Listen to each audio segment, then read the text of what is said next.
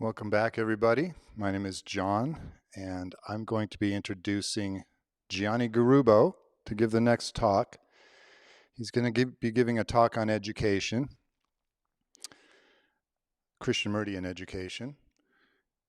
And I asked Gianni the other night, I said, what do you want me to mention in the introduction? And Gianni said, well, please let them know that my name, Gianni Garubo, has both a soft G sound in it, Gianni, and a hard G sound, Garubo. And apparently that's quite rare. And I said, yeah, okay, that's good. I don't know if it's going to give people confidence in you speaking about education or not, but it's. So I did a little more digging, and it turns out Gianni went to the Krishnamurti school, the Oak Grove school, from grades K through 12. And on his senior trip, visited the schools in India, Krishnamurti schools in India on their senior trip. And currently works at the Oak Grove School in the grade 2 classroom. So he has a lot of experience from the inside on Krishnamurti and education. So without further ado, I give you G-Man, Gianni Garubo. Thanks. Yeah. Hello. So today I'll be speaking about, or the title of this talk is Unconditioning in Education, which is the name of 2 volumes that were published that were a collection of dialogues that Krishnamurti had with trustees of the foundation as well as other friends, educators, and parents. And they first met in Malibu in 1974, and they continued in Ojai in 1975. And these dialogues or discussions were all centered around starting a new school. So these 2 volumes of Unconditioning in Education present these remarkable dialogues, which led to the opening of the Oak Grove School in 1976. Krishnamurti's great vision of true education is expressed in his statement about the intent of Oak Grove School. This intent is, the whole movement of inquiry into knowledge, into oneself, into the possibility of something beyond knowledge, brings about naturally a psychological revolution, and from this comes inevitably a totally different order in human relationships, which is society. The intelligent understanding of all this can bring about a profound change in the consciousness of mankind. The dialogues found within Unconditioning in Education are among the most interesting I have read of Krishnamurti's. The topic of education is an important one, as it is deeply revealing of the heart of any society. Education reveals what the spirit, the essence of the society is. I would argue that nothing is more reflective of a society than the education of its newest members. Naturally, this is where the discussions start. What is the purpose of education? Education for many ancient societies meant something quite different than how we usually think of it in our modern perspective. Many ancient societies were greatly concerned with cultivating the whole child. As Krishnamurti is keen to point out in almost every dialogue presented in these 2 volumes, that our word school comes from the Greek word skole, meaning leisure. Not the leisure of today, when we might kick up our feet and escape through television. Leisure in the ancient sense was to have the space to learn, to inquire into the different facets of life. And this was a time after the physical security of having food, water, and shelter were met. This concept of education placed a heavier emphasis on cultivating the soul of the student, not just making the student proficient for a trade to earn a livelihood. Krishnamurti, while invoking the ancient conception of education, drives the subject even further by inquiring into whether it is possible to educate in a radically different way. Is it possible to cultivate a new mind? The meaning of this should not be lost in a utopian or romantic vision, as what is at the heart of this new mind is something which, no matter the society or cultural background, man seeks to obtain. This is to be free of conflict. As Krishnamurti says, from childhood until we die, we have perpetual conflict, wanting, not wanting, being punished, being rewarded, trying to be something, trying not to be something. This perpetual struggle. And out of that comes our violence, and therefore no love, no affection, no consideration. This creates disorder, and it is in this state of disorder that we are hurt. We suffer, both as an individual and as a collective society. This disorder manifests itself as violence, whether that be against ourselves or others. In our pain, which emanates from our fundamental insecurity, we find refuge in various authorities, as Krishnamurti points out, and this I quote, "Because I am disorderly, confused, and you seem to be orderly, therefore I respect you. I create out of my disorder an authority." Additionally, our relationship to authority is complicated by the blurring of two lines, that of function and status. Authority and function is quite obviously necessary. Those that know more about carpentry or architecture must be the ones leading the construction projects.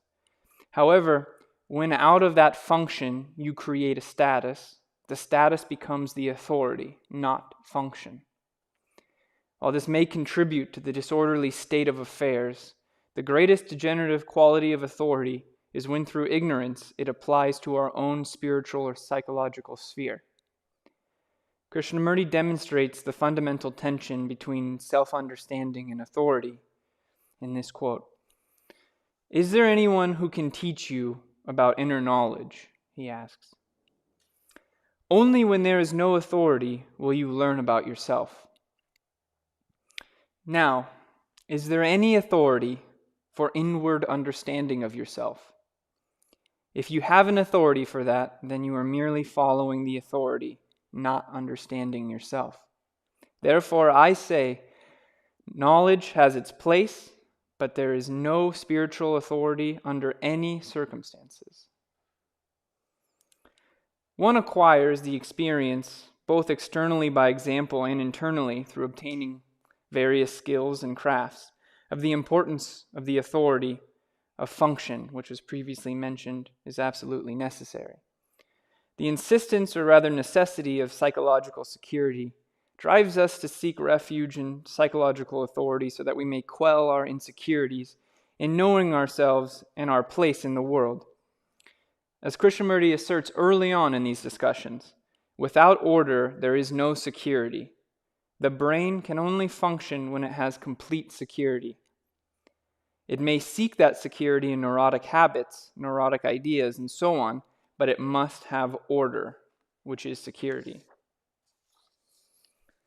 Realizing the fact of authority's degenerative quality on the psyche, how is there to be a school with educators and students that is free of this? The mind can only function with complete security. So how can a school provide this? Krishnamurti says that in order for this security, this order, to exist, there must be a great watchfulness and awareness of oneself. This is where attention comes in. For the word attention has its roots in to attend. So what is the quality of this attention? How is it to come about in both the student and the educator? When posed with this question, Krishnamurti goes into three arts: listening, seeing, and observing. These arts require great attention, and so, in going through these arts, students may learn the difference between attention and concentration. The art of listening is described as not accepting, not denying, to listen to your prejudices, listen to your judgments. And this I quote, "Let us find out what it means to listen to the birds, to the wind. Begin objectively and then come closer and closer. Can you listen to yourself, your thoughts, your attitudes, your opinions, your dislikes, your likes, all of that. The art of seeing follows along a similar path, and this I quote: "It is very difficult to see the proportions of the room, the color of the walls, without bringing your prejudices in. Just to see the height, the depth of the room, the colors of the books. Just to look, not saying you like or do not like, just to see. Not only what it means to see objectively, but what it means to see inwardly." And the last of these arts is observation. And in this, Krishnamurti, in this discussion, they begin to speak about these art of observation. And so he says, "When you see a question, there is distance between that object and the observer. The observer who sees through the eyes, vision, light, reflection. Now, is there observation in which the observer is the observed? It matters enormously how you observe. Whether you can observe yourself without the observer. That means there is no division between the observer and the observed. Then, that means no conflict. It is in this way that the student begins to have insight into the difference between concentration and attention. Concentration implies giving your energy to a particular thing, to center upon something. Whatever the particular subject may be, concentration is there, whether that be spelling and grammar or a mathematical problem. Students are familiar with this, but even this concentration is new in nature to a young student. The mind moves so fast, and so the student must slow down to make sure they have done their work properly. In attention, there is no center.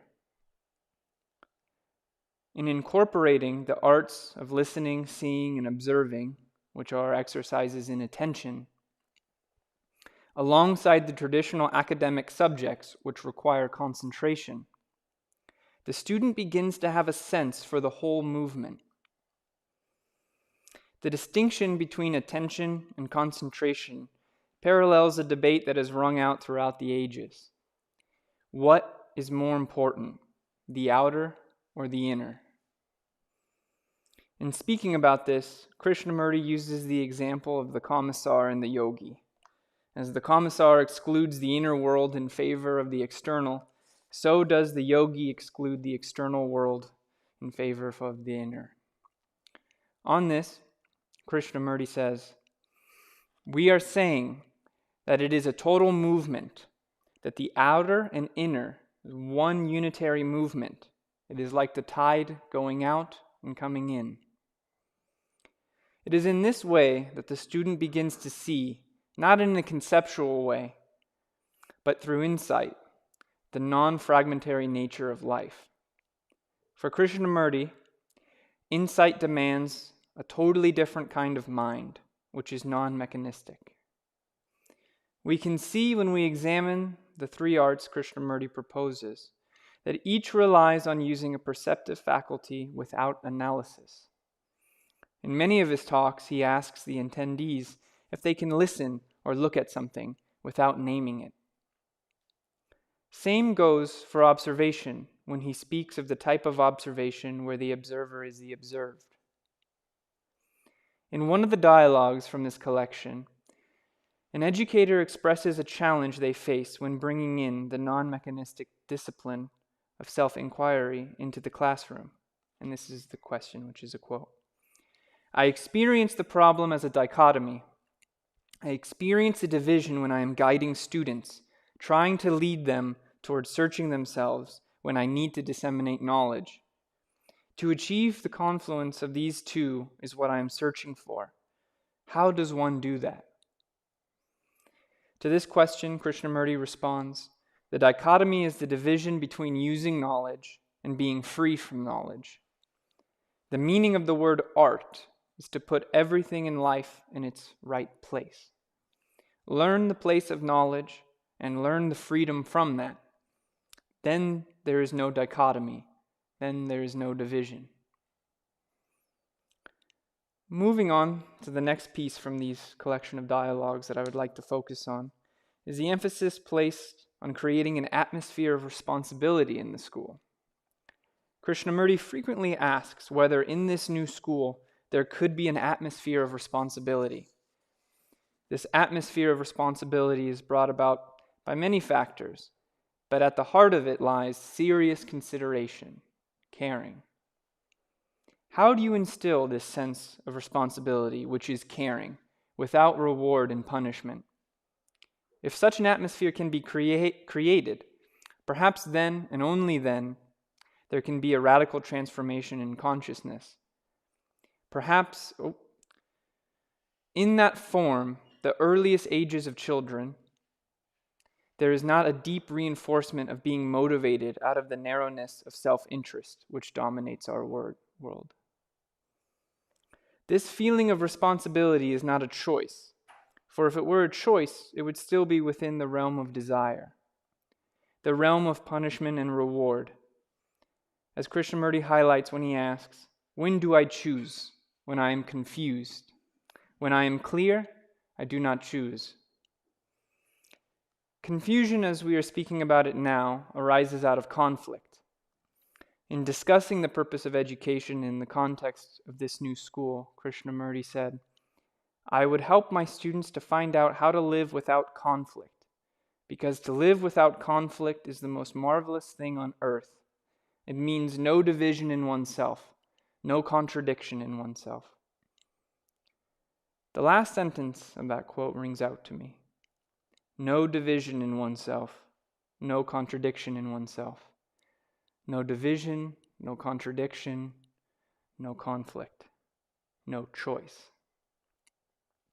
The significance of this statement is complex, and its consequences ripple out like the water of a deep pool after having thrown a rock into it. It reminds me of a similar philosophical statement I encountered during my undergraduate work. In Plato's dialogue, the Protagoras, Socrates claims that no one goes willingly toward the bad. According to Socrates, a person never chooses to act poorly or against his better judgment, and therefore actions that go against what is best is simply a product of being ignorant of the facts of what is good. I believe there is a connection between what Krishnamurti is pointing out with his notion that there is this cessation of choice and Socrates' denial of akrasia, which is the Greek word which more literally can be translated as lacking command. And that is the acting against one's better judgment. That's the word for that. The importance of this connection is to highlight the divisive nature of choice as it relates to desire. As for when Krishnamurti says there is no choice without conflict, which is division, and thus illusory, my understanding is that Socrates would say there is no akrasia, and where they meet is over the fundamental ignorance, which is illusion, in respect to what is. We may empirically come to believe, intuitively, that akrasia, which is the acting against our better judgment, does exist. However, one could be skeptical of this based on the illusory dichotomy between the observer and the observed. Perhaps the intuitive feeling of akrasia comes in after the fact, like how Krishnamurti describes how our movements away from such things like anger by reasoning justifications or administering admonishments to suppress the feeling of what is. Now you may be thinking about the way that Krishnamurti often asks his audience whether they have the energy to go into all this. One might suppose that such a question suggests akrasia on the part of the audience. The suggestion being that while many people suspect the illusory nature or ignorance of both their inward and outward securities, they do not pursue what is, as doing so will leave them without the security the human mind insists on having. They would rather not experience the great shock. as Krishnamurti describes it in these dialogues, and instead cling to their illusory securities.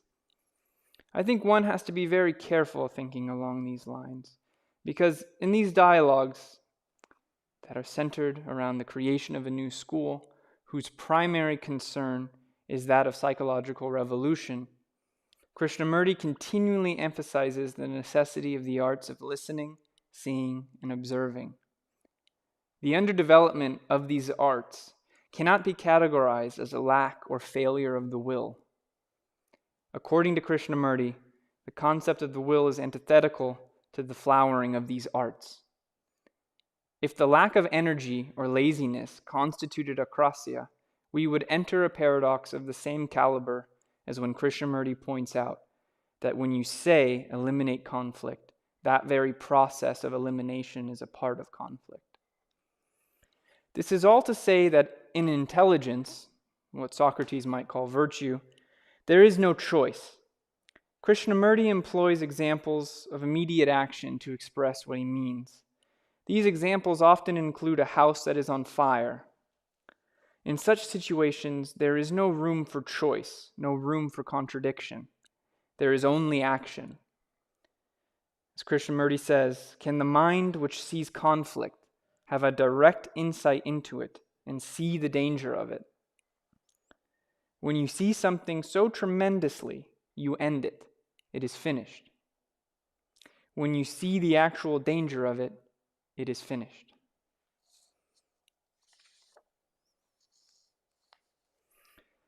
With a more thorough understanding of the role of choice and conflict in our lives, I can see that this atmosphere of responsibility is not something one chooses.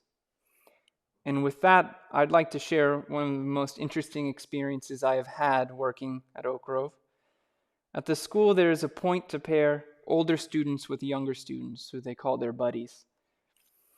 The second graders were meeting up with their sixth grade buddies for the first time. The children had been exchanging letters with excitement to one another, but this was the first time they were to meet, one-on-one, face-to-face. I was walking in the back of the pack, and as such, I was privy to the chattering of the group. As we walked out onto the field, there was this increasing feeling of anxiousness in the group. They all stopped as Mary, who is the sixth grade teacher, called out the names of the buddies so each could be paired up. The students were turning to each other and asking, "Are you scared? I'm so scared."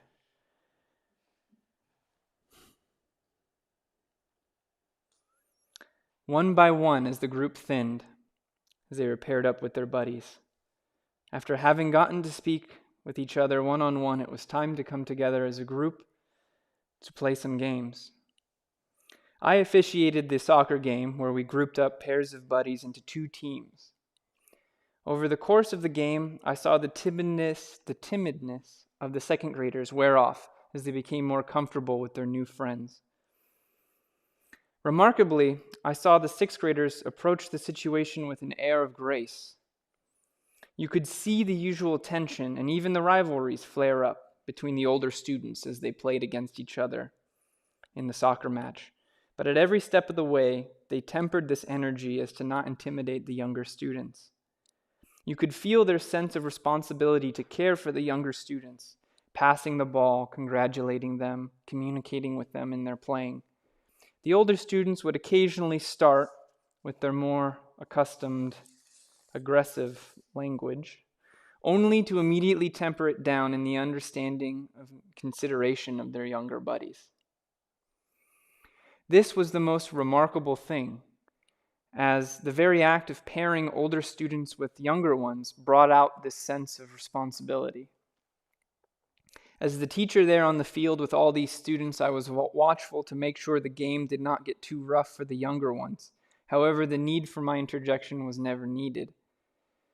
The tumbles inherent in the sport were met with support from all players, making sure everyone was okay after taking a spill or a ball to the chest. It is this responsibility, which is the state of attention and care, that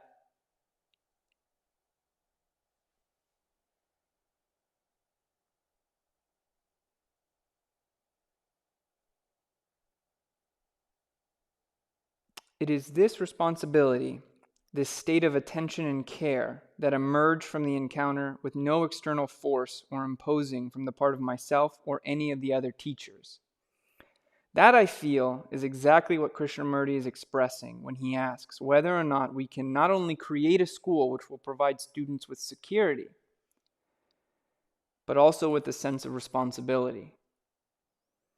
On our way back to the second grade classroom, I was once again at the back of the pack.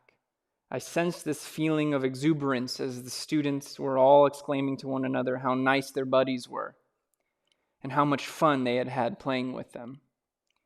In light of our collective explorations this afternoon, I would like to end a quote from the most jubilant voice of the second grade. I don't know why I was so scared. I look forward to having a panel discussion about education and perhaps the atmosphere of responsibility or whatever arises. So we'll take a brief break and then we'll come back with our panel. Thank you.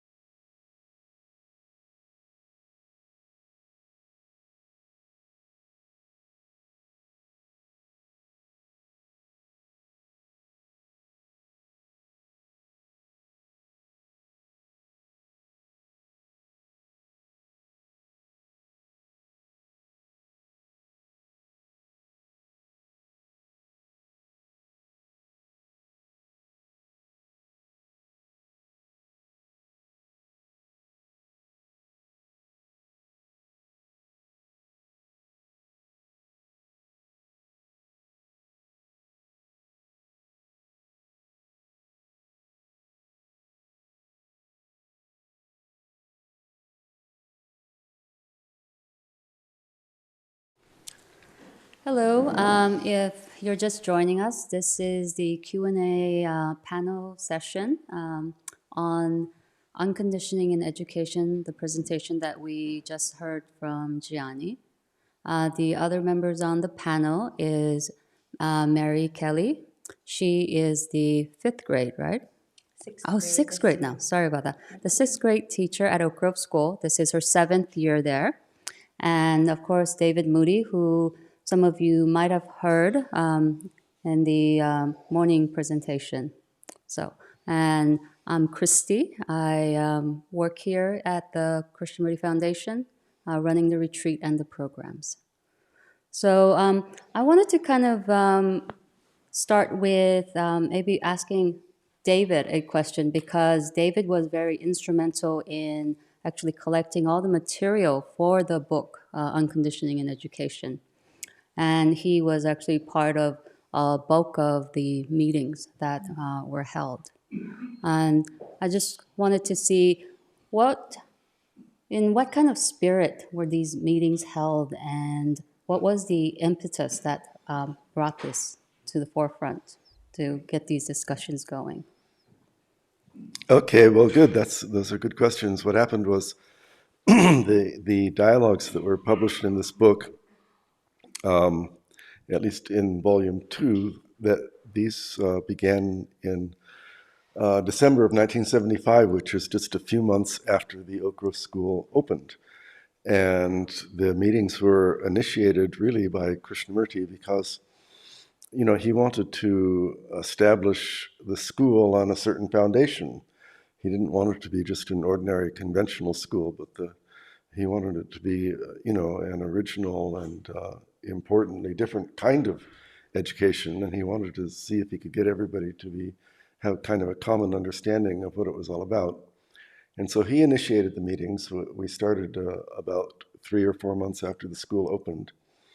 And then during that first year of the school, we had altogether, I think, at least 14 of these meetings that he conducted, meetings that included all of the teachers and staff of the school and many of the parents and the trustees of the Krishnamurti Foundation. And those are the meetings which are recorded in this book.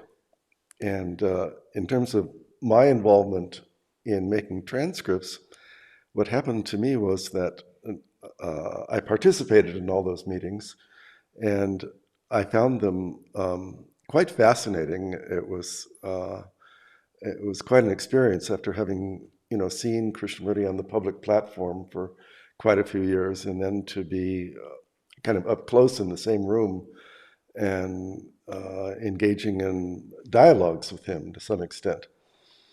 And so the meetings themselves had quite a large impact on me. But then a lot of things happened in the school. The living in the school and being part of it was kind of all-consuming from every possible direction. But what happened was that a couple of years after Krishnamurti died, I left the school, and after I left the school, I thought back on those meetings that we'd had, not only the first year of the school, but every succeeding year also. But in that first year especially, we had a lot of meetings, and he was very determined to kind of say, this is what the school is about. And I thought back on those meetings, and I thought, wow, those are really powerful, but I didn't remember in as much detail as I wanted exactly what was said in them. So I got all the meetings were recorded on very high quality sound equipment, and so I got recordings of all the meetings, and I prepared transcripts of them.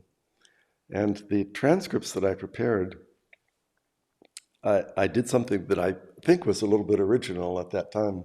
I felt that the transcripts were much more interesting if what you saw on the printed page was exactly what you would hear if you listened to the actual transcript. No editing, just word for word, even syllable for syllable, exactly what you hear if you listen to it. So the only thing that the person who was transcribing would do is add punctuation.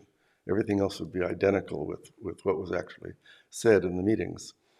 And so it was very laborious to prepare that kind of detailed level of transcripts, but I did it for all of the meetings. And I think that, and then I prepared booklets out of that. Right. And I think it was from those booklets that, that this book ultimately was published.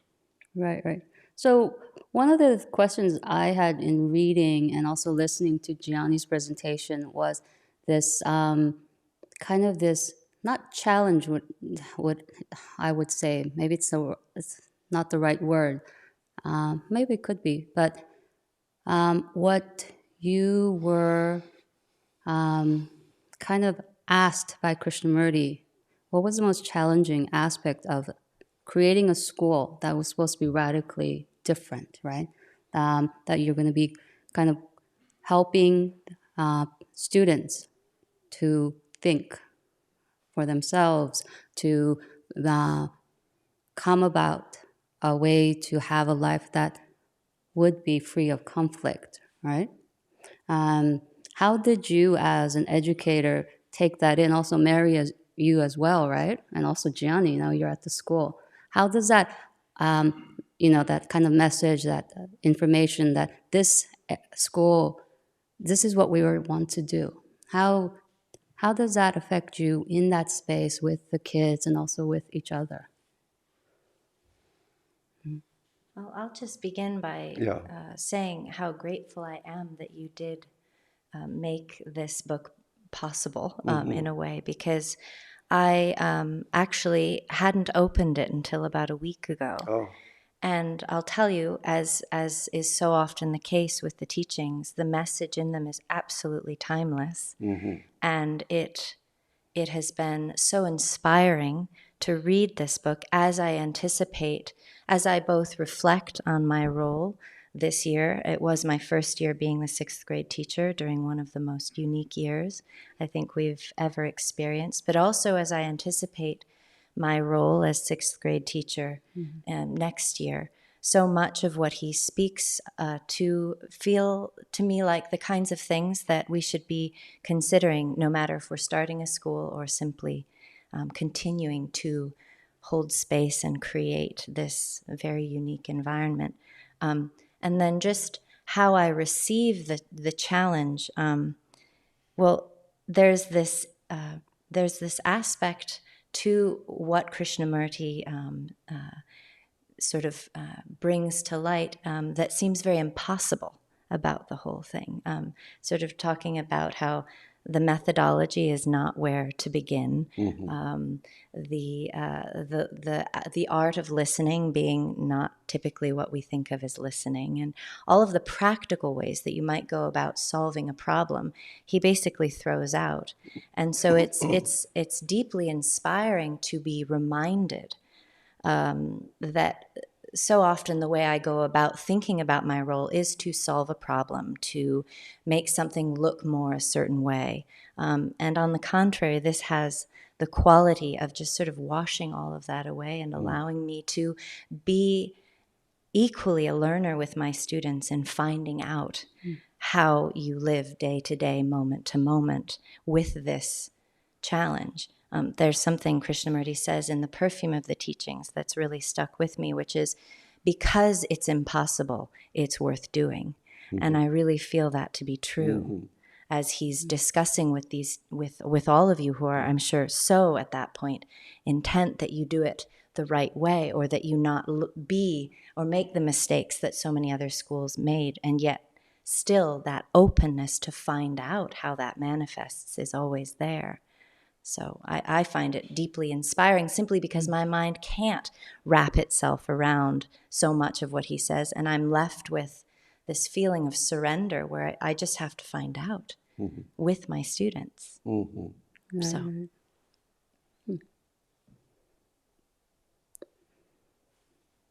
That was an interesting point. I forget in which of the two volumes it was in, but the conversation comes to, well, so does the educator have to have, what about the educator's conditioning?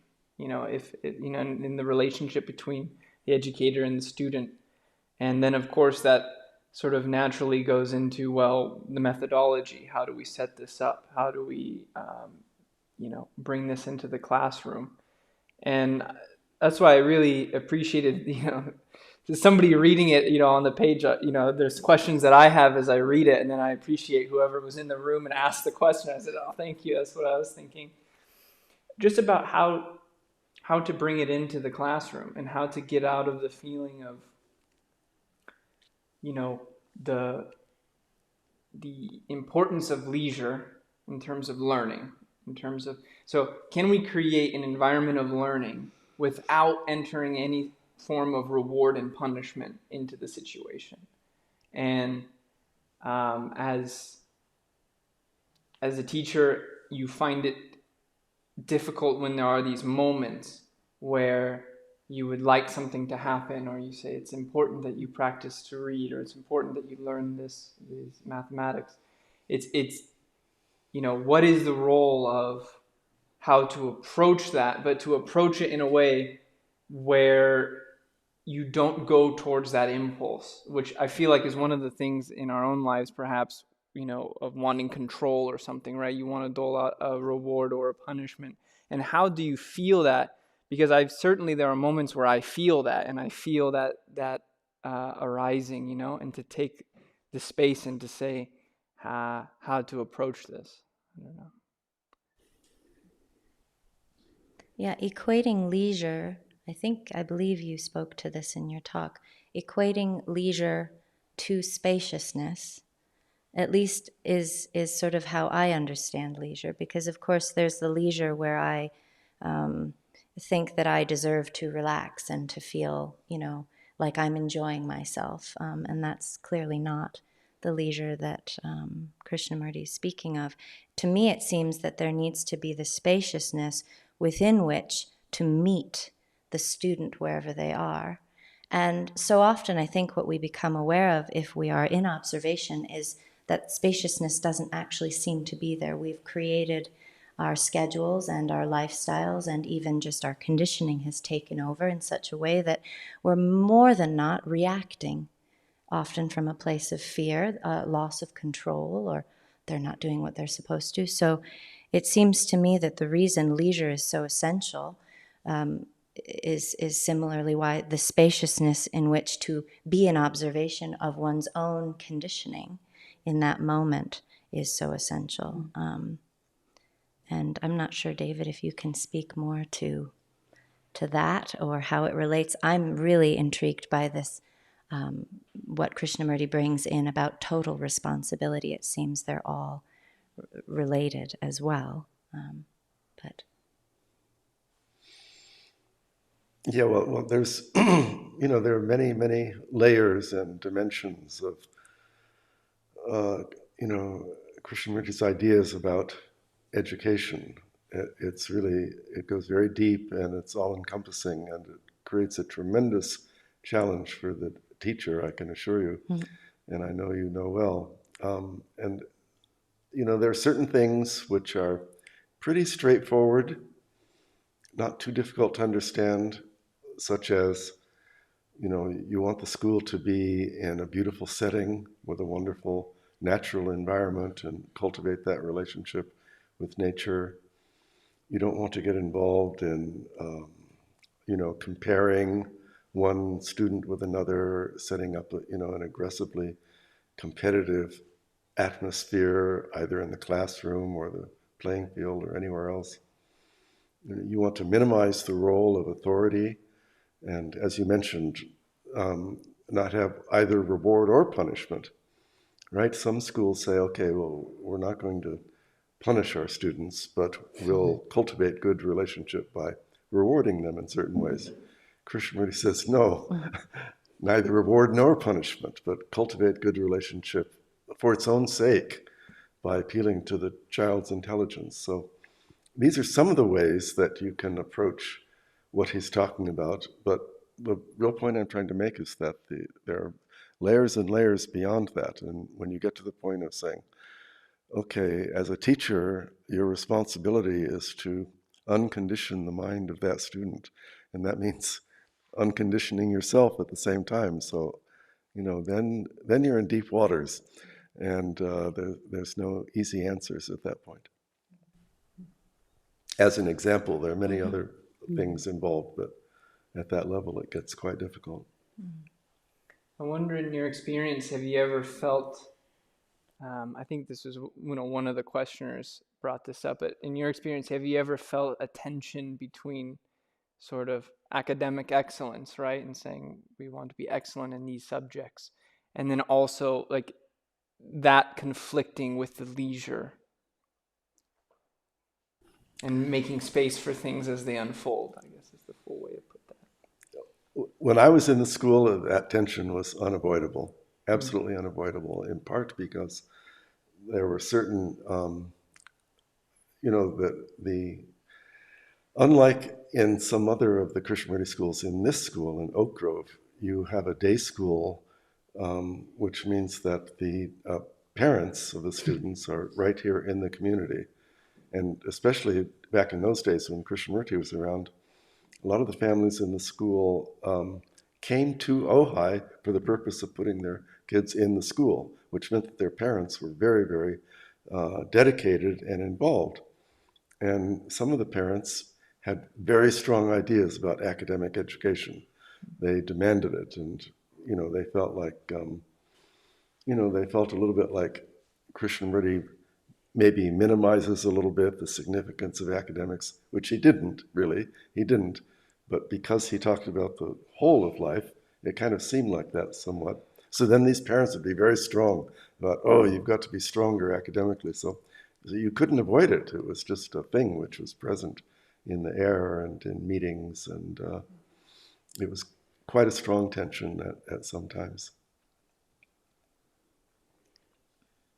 And how do you meet that tension? So, because I also found it prevalent through my time at Oak Grove as a student, and then also as teaching. And I know it's still there. Because the parent body still exists. You have particular parents who are very strong in that. So how did you guys meet it? And that might be a question I'd like to ask also you, Mary, and also you, Gianni, because how over the years, if that's changed, has some kind of new information or understanding have come about on that particular topic? Yeah, there's no easy answer to that question. You meet it in the moment according to the particular circumstances that you're faced with, and you try to keep it in perspective. You try to understand that, okay, that parent has a certain point of view, but I have a responsibility to undertake this kind of education in a more meaningful way, and that has its place, but I can't let it dominate or overwhelm the situation. Otherwise, what's the point? We're trying to do something really deeply different here. I think there's a way in which excellence, like everything, can be quickly turned into a measurement, an ideal. I have my idea of excellence, you have yours, and then when our ideas come together, either they're aligned or they're in conflict. And so it seems to me also to really pull apart what we mean, or what Krishnamurti himself meant when he said academic excellence. He also said, a tip for them to have moral excellence and to meet the whole child. And it seems to me he was getting at the spirit of doing something with excellence, regardless of what it is. If you're going to engage with anything, do it with excellence. Not that I'm more excellent than you. I mean, we very quickly can turn that into a comparison. And then it becomes a matter of me trying to persuade you or vice versa. But I also think that when you as the teacher hold yourself to excellence, and it's not really something you think about, but just it's almost just living life and seeing it as sacred, then everything you engage with has that quality to it. And there's no question anymore about, are you teaching my student enough math? Are you challenging them enough? Because inherent in how you engage as a person in your own life, but in relationship to the students and parents, that manifests. It's not something to prove. The moment it becomes something to argue over or prove, I think already we've lost what he meant by excellence. And again, it's something to discover and find out, not to determine this is what it is and this is what we live up to. And if you don't live up to this, then you're not whatever. Those are just our ideas and judgments once again. So. Yeah, and that is also interesting. That brings in and reminds me of another dimension of the dialogues, which was the involvement of the parents in the home life, right? Because Krishnamurti would often, point out, the fairly obvious situation where if you have this environment in the school and then when you come home, you have this home environment, which is, completely the opposite, that you're going to be torn, and that's going to, create a disturbance, And so I think when I hear about this tension about academic excellence, I mean, I like the way where Mary was taking it in the sense of, we're discovering academic excellence. So you see it, I think there's a tendency to come from a place of fear in that sense. So whether it's in high school and saying, well, if you don't know these subjects or you don't know them well enough, you're going to do miserable on the SAT, and with a miserable SAT score, you're never going to get into college, and you never get into college, and the chain goes on. And likewise, another expression of that fear in the younger ages is, comparing the students amongst their peers in their age group. And sure, there may be some place for that in terms of determining what sort of, assistance or extra work or extra attention. I don't even like using the word extra because, attention is attention, but what each student needs in their own particular development. But when there's this comparison, well, oh, my child is behind my friend's child or behind their friends, then you can feel the fear that is emanating from the parents, and you can see the way that it can come to affect the student. And I wonder, given the experience here of the people on here, what is the way to approach that when you see a student who's in that kind of a situation, and to try to address that? I mean, I see what David is saying about each situation is its, own particular case. There's no generalization, but I just wonder, how do you meet that? Yeah, it's very difficult. The whole, because the school does not exist in isolation. We might almost want it to, but we can't avoid the fact that school is embedded in a larger culture, and that competitive spirit, getting ahead, succeeding, that's embedded in the culture, and that spirit is fear-based. It's endemic in the culture. And so when you see it in the parent, and the parent communicates it to the child, it's not just theirs. It's all through the society and the culture. But the flip side of that, maybe, if you can work it properly, is that can become an opportunity, right? Because in this school, we're not just going to passively acquiesce to that. That's going to become the subject of our study. We're here, part of the reason we're here is to learn about fear and how we deal with it. And so there it is. I'm afraid I'm falling behind my classmate, or the parent is afraid of it. Let's look at fear. Yeah, when you asked the question initially, it just seemed to me that what is of the essence there is that there be that relationship of friendship and honesty between the teacher and the parent, and that the two see themselves as learning together how best to support the child and create an environment which won't look identical by any means, but if there's that honesty to see what I'm doing in the home or what I'm doing in the school to create conflict in the child, if we can see that together, that seeing actually takes care of it also. But I think the fear piece comes in when the teacher either becomes defensive what he or she is doing, and the parent has a judgment or a worry. And if it's possible for those two to look and see what they're actually caring about in that moment isn't the child at all, but themselves or the images they have, that seems too like rich ground for learning. So that relationship, that it exists not only between the teacher and the student, but also equally so with the parent, I think is essential. And once again, the leisure or the spaciousness to allow for those relationships to blossom must be there. And can we acknowledge and identify the things, the structures we put in place that make those relationships harder to come by? Not only in the way our society functions, but even we as individuals who are a reflection of society function. So.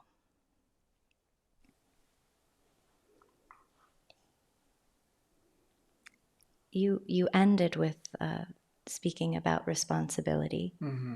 You also spoke about our students, and it made me smile because it was indeed wonderful to see that natural sense of responsibility emerge from the sixth graders and how it was received by the second graders. Mm-hmm. So I wonder if we might look at responsibility, since it's so different the way Krishnamurti proposes it to what we often think of as these are my responsibilities, those are yours. If you don't do yours, I'm going to, have a judgment about that. But this idea of total responsibility for the whole child. Mm-hmm. And even further, a statement like, that's not my responsibility, to create an environment where that isn't there. I find it very interesting to see the older students and the younger students meet together, and to see where you could see the moments where things are getting a little bit, carried out of hand, and just in terms of the intensity, for the younger students, and to see it go back down. And so, what comes out over and over in these dialogues is that part of the atmosphere of responsibility comes about when there's a deep sense of caring, and that is a deep security that, here is these people that care about me and are not maybe doing the usual thing that perhaps other people in my life do, which is the carrot and the stick and, these sort of things. And so in that environment, in feeling cared for, that draws out a caring, a sense of communion within the place. And I mean, I think for me, that's the most interesting question, because when we use a word like to instill, to instill responsibility or to instill, it really feels different than something that that's why I like the atmosphere description, because it feels like an energy and something that comes out as a consequence of what is around you, instead of this sort of, you are responsible for this, so you should do this, you should do that, you should.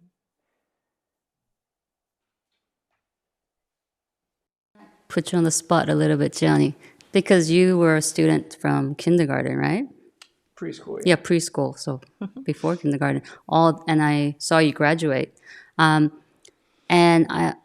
did that kind of manifest with you as a student going through the whole, the school for your whole, 18, 19 years? Mm-hmm.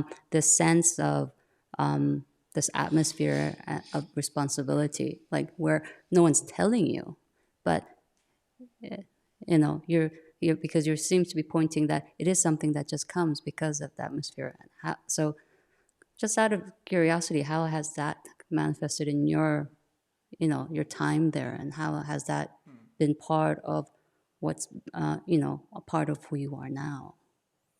Well, I would feel like as a student, my experience was very much, you form very close relationships with your teachers.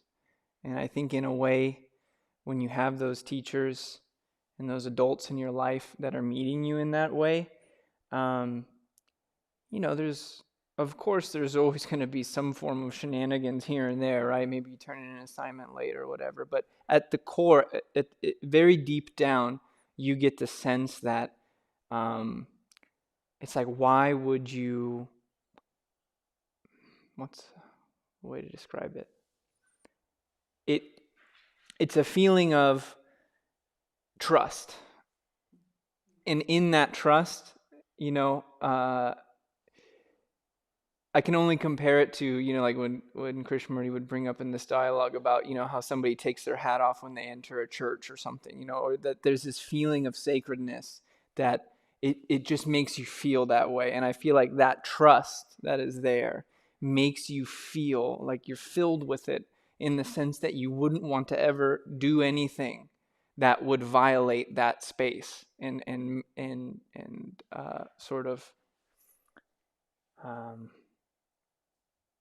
yeah, I mean, and so you do get the sense that your teachers are deeply caring, and more than just how you are in class, and are there to help, in terms of friendship, like when you've gone too far, if it was a particular joke or you're using vulgar language or, something like that, they're there. And to say it in a way that isn't like, don't do that, here's your penalty. But, just saying that's not appropriate. And that feeling of what is and isn't appropriate, and to get a sense of that, I feel like is part of that ability to respond, is part of that responsibility of feeling, well, what is the right occasion and what is, and to get a sense of that. So I would say primarily that is probably the biggest thing, that if I try to think about all throughout the years of growing up, like that is what pervaded the pervading feeling. And I would say beyond that, the experience of being paired up with the older students was one that if you're at the school long enough to be the little buddy and then be the big buddy, that definitely makes you feel, have that connection and that sort of understanding of what the younger ones might be feeling, and this sort of care that you approach the situation with. And, when you say, oh, they might be afraid or they might be nervous, and, I was nervous, I was afraid, and I have those feelings. Yeah. What you're describing comes straight from Krishnamurti. It absolutely does. The first year of the school, I was the first year that I was involved as a classroom teacher. Prior to coming to Oak Grove, I had done some private tutoring, but I'd never been involved with classroom instruction, working with a group of kids. And the whole issue of authority in the classroom was a great concern to me, because Krishnamurti, he said, well, there's no authority. And in one of these meetings that is in this book, he describes what happens at Brockwood Park, which was our sister school. But of course, those students are older. We're talking about elementary age school students, but those students were high school age, and it was a boarding situation, very different than kids who go home. And so the first conversation I had with Krishnamurti was about this. What rules can I use in the classroom to, are there no rules at all, or what's the deal with this authority? And he said something very similar to what you're just describing now. He said, if that child feels deeply cared for, if you can establish that atmosphere and that quality of relationship, so that that child knows that when they come here, my God, these people are really concerned about my welfare. He says that's the thing which is going to trigger or precipitate them wanting not to misbehave. They want to behave properly because they feel, as you described it, that trust and caring.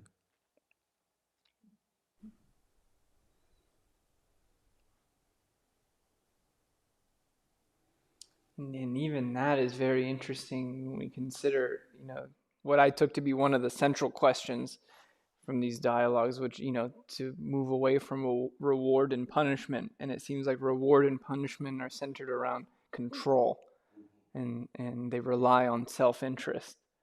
as sort of being a motivating factor for a human being.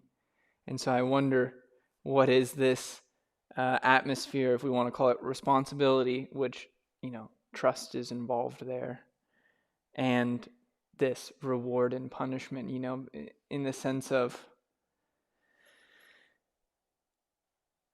relationship. Yeah, it's very mechanical. Reward and punishment is like treating a person like an animal.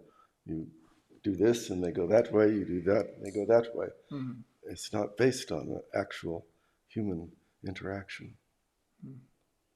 And it seems too that part of, or perhaps what's at the heart of relinquishing that control that's so conditioned in us, particularly those who are trained to be teachers, perhaps, is cultivating that relationship to not knowing also. And I think that's also what the teachings really invite someone to do fundamentally, is to be in a space of not knowing.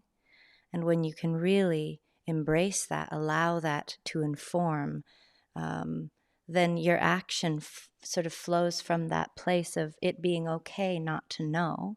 Not I don't know, so I don't care, but I don't know, so let's find out together in this moment.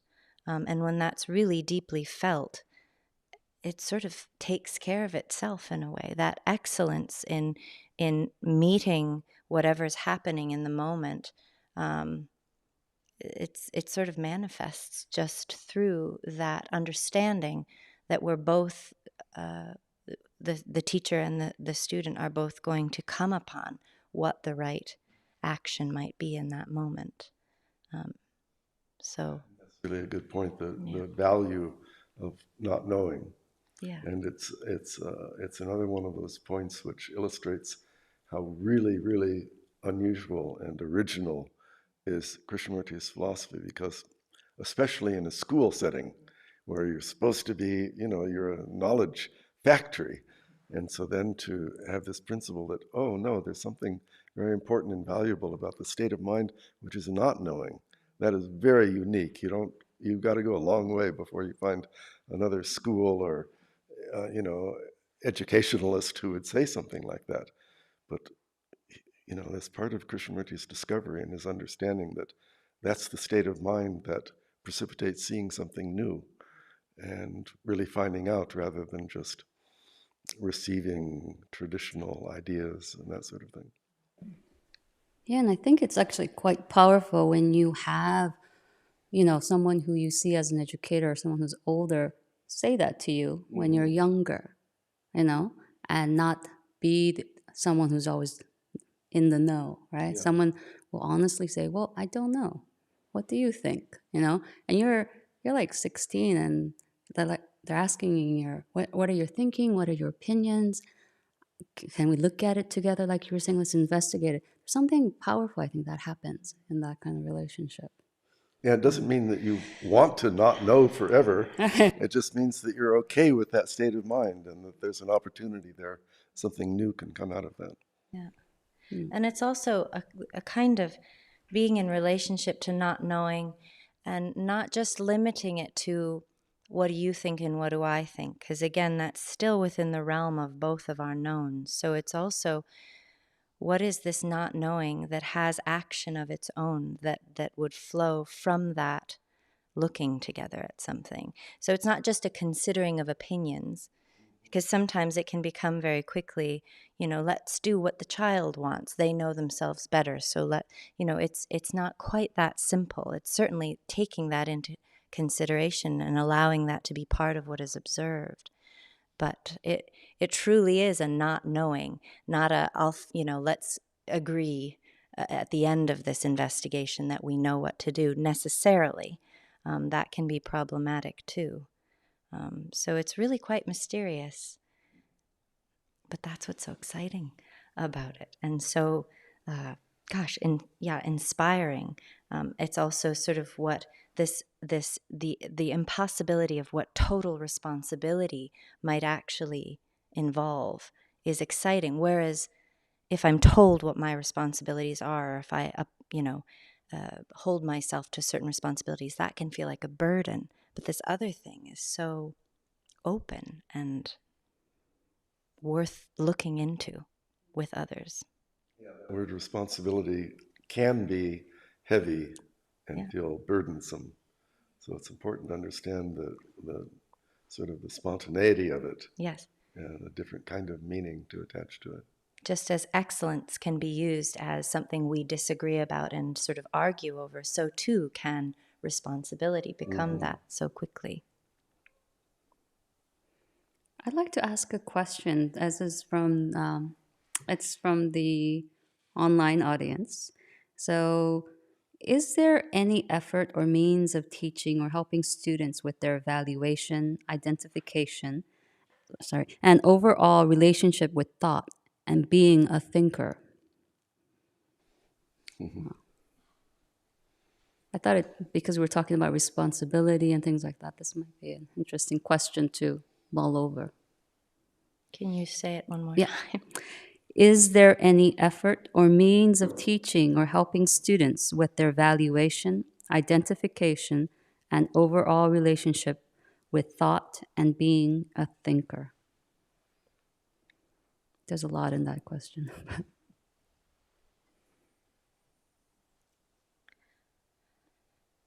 I can certainly speak to what I've been doing for the past 7 years with my 5th graders and now 6th graders.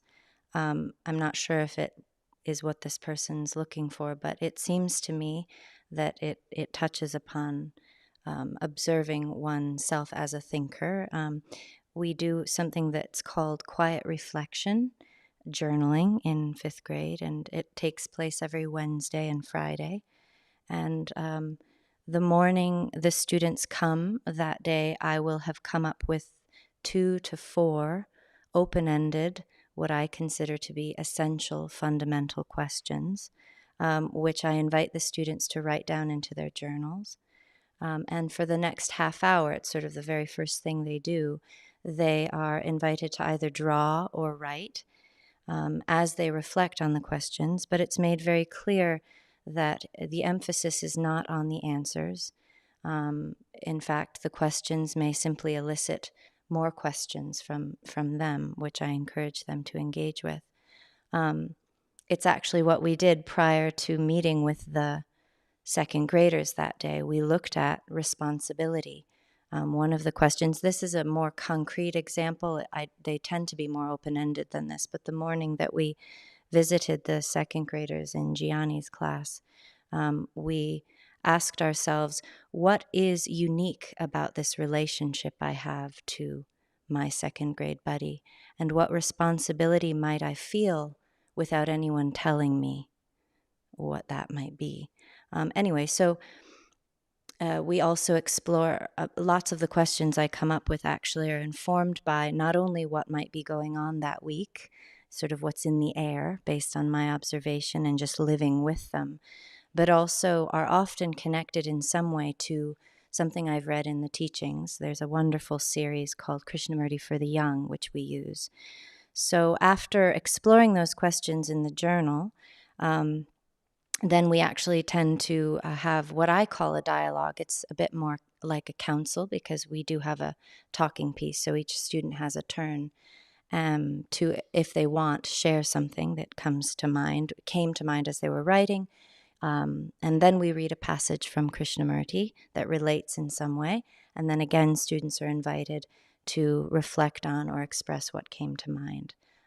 Anyway, I won't go into more detail, but it seems to me that exercise, if you will, and it's morphed and evolved through the years in many different ways, is an opportunity. It's a space that I protect and hold sacred for that kind of reflection, that kind of honest looking, which not only happens internally as they're writing in their journals, which no one sees, by the way, but then also can come out in a dialogue where they can see their shared humanity and not focus on any one particular event, but rather look at it as a whole group of humans sitting together, being vulnerable, and really calling to question a lot of the thoughts that arise in the mind related to fear and competition and jealousy, and all of those themes that are so much a part of our lives.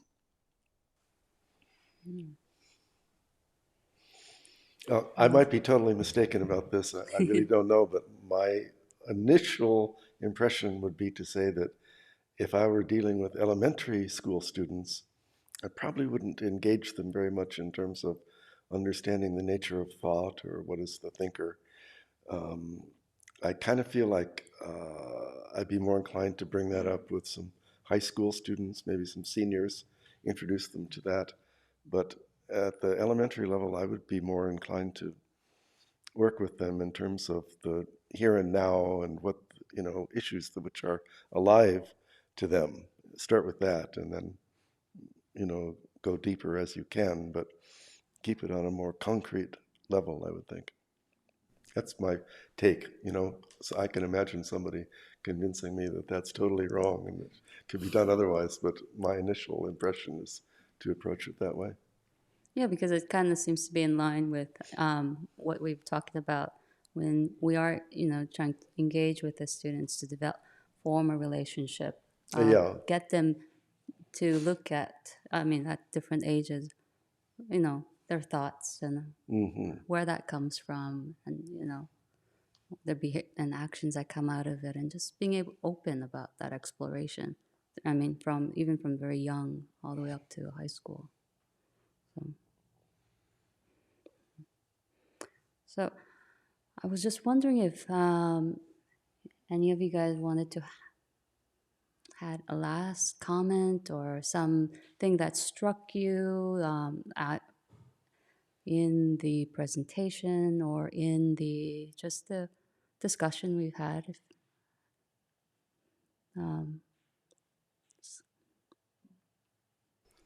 I don't know. You had. I'd just say for my part that, having been at the school at the beginning, in the early years of the school, we just had a handful of students, and we didn't have this magnificent property with all these wonderful buildings, and we didn't have this huge enrollment. How many students was it? The very first year of the school, we had half a dozen students, and the next year we had 15 or 18, but it wasn't like it is now where you have full enrollment and you have waiting lists and all of the grades. And it's just, there were times in the early years of the school when it all seemed, a little bit touch and go. And, you knew you were trying to, plant a seed that was going to last for a very, very long time and be something important. But you didn't know if it was going to work. And so it's really very gratifying to see, what has come out of that and the really marvelous and sensitive contributions that these people and others are making, and how well the school has prospered since that time. I'll echo that. I'll just say I have great gratitude for you and all of those who laid the foundation, and all the work and heart and soul that went into that. I'm so grateful for that space is now really, it feels to me like I have permission to be a lifelong learner there, and I'm just so grateful that such a place exists. And I, as I watched you give your talk, I was just overwhelmed with a sense of, what was it? Joy, listening to you speak, because it was so clear that you have seen and understood something, and are living it, and just you feeling drawn back to the school, to now be in the role that you're in is such a beautiful thing, and I'm just so happy you're part of the school. Well, thank you very much, and I have to echo what Mary said to David, and to all those who helped to,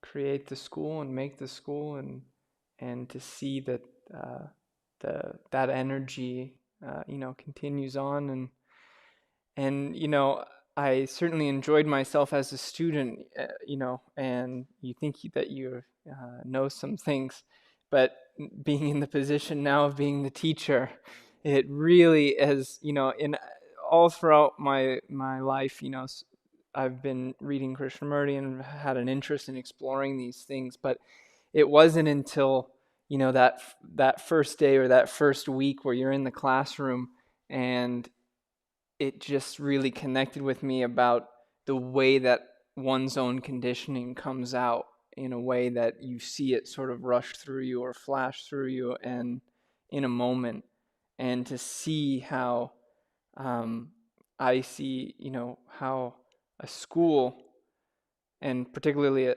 school in the proper sense of a school, proper sense of what learning is and what to educate a whole person, how that is really a relationship, and it's not solely based on knowledge, and to have that feeling and to be able to sort of because there's always this question, and it comes up in these dialogues, but in all kinds of dialogues about psychoanalysis and analyzing one's psyche and that sort of a thing. And so there's that question of, well, can we get into self-knowledge in that way, and maybe you have somebody who can ask you the right questions and, draw things out. But I wonder if the reason why that, at the end of the day, sort of you can only take that so far is because that is a probing. And that is a probing on the part of one party into a specific area. And they may not know all the answers, but they know where they're going. And I wonder if what happens in these classrooms is not something of a different energy, because it comes from a place of this mutual exploration.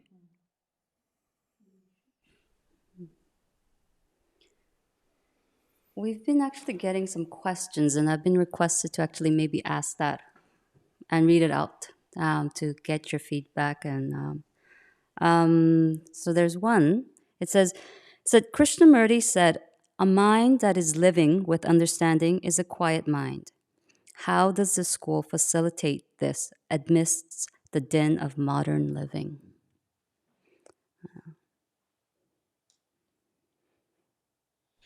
Well, for one thing, I can only sort of attest to the what I see, but